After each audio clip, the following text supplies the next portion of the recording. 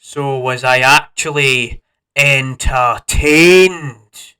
Hello, welcome back to the James Rambling Reviews for yet another episode. In today's episode, I'm going to be giving you my review of Gladiator 2. And if you couldn't tell already, I actually did that kind of iconic quote. However, there was a twist to that, due to the fact that we did that whole thing of was I not entertained? So there is that, and you will find out if I actually enjoyed this movie or not.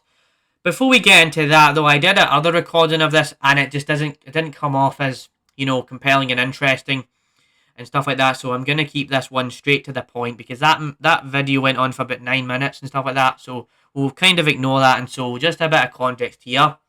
Right, the original Gladiator is awesome, and I really do enjoy that. And so the original movie really did get me really excited to see what they could do with the second movie, because I did see the trailer of the second movie, but it didn't really come across clear as to what they were going for until I obviously went ahead and watched the movie a couple of nights back with some family, and so there's definitely that.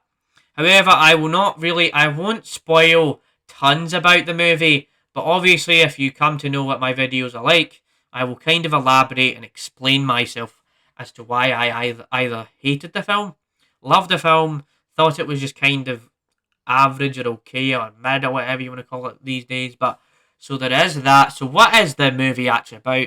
So all you kind of need to know here is the fact that it is pretty much just a continuation of the story, where it is kind of just a retelling of the story as well. It's hard to explain if you haven't seen the film, but it kind of plays out as you expect the Gladiator movie would kind of do. But then you also kind of bring in different actors to play similar roles, but these similar roles have different names and different meanings and there's all this kind of stuff where it's kind of like it's kind of like a legacy sequel to a movie from like 25, almost 25 years ago. So that is probably the best way you can describe the film, is that it is that continuation and it feels completely different to the original movie. So how did I actually find Gladiator 2? Was it entertaining?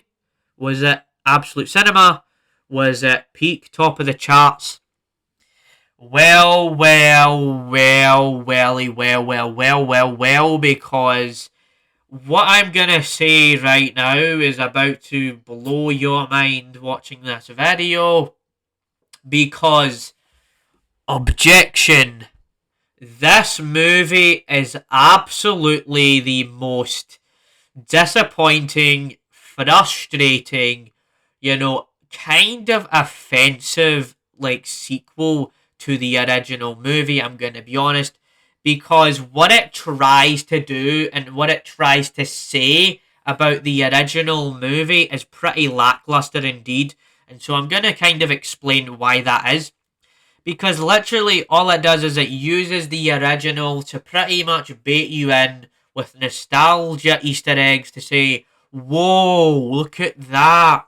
Do you remember when Maximus Aurelius did the thing where he had the sword down the person's throat and he stabbed the person with the thing? Like, it's kind of like that. And then you go watch the movie, and it's like, this is so dumb. To the point where if I had 5 or 6 beers watching this movie, I would absolutely think that cinema just dropped peak right now. But honestly, on God, this movie, yeah, absolutely horrible. Because especially when you consider that with the whole nostalgia bait nonsense, there's also this fact that the pacing is really, really bad. It's like, like when you're trying to carry a very, very heavy bag and when you're walking or something like that, and you're just like, oh, it's dragging on and on and on and on and on. It feels like you're carrying a heavy bag, and when you get the stuff out of the bag, it's like, oh, finally, it's over. Like, that's what it felt like. And on top of that, there is like 3 or 4 things going on at the same time here, where you're like, do we actually care about the main character? Do we actually care about the main villain? is there a character? There's a character that's meant to be the villain, but he's actually a good guy. Then he's a good guy. Then he's a villain. Like there's so many plot holes and dumb reasons for things to happen. And a big example of why the movie sucks as well is how once you get to the ending, you pretty much just get more of the same, where it just had a little bit more nostalgia nonsense in there, and a little bit more of stuff that's like, you're not here trying to tell a natural progression of the storyline, a natural progression of the canon. All you're doing here is you're actually just grabbing big Hollywood actors like Denzel Washington, Pedro Pascal, to have I don't know how much screen time to just kind of just get a little paycheck.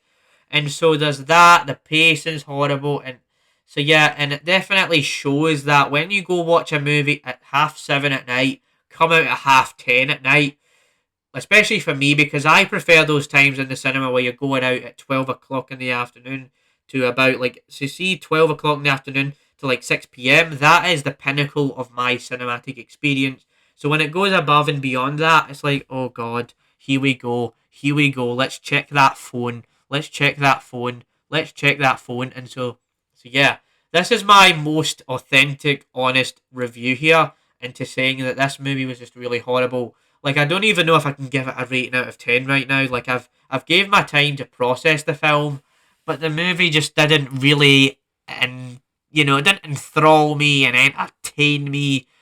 And so, yeah, this is it. This is it, man. Like, honestly, it really was just not the same without Russell Crowe and, Joaquin Phoenix and the original cast.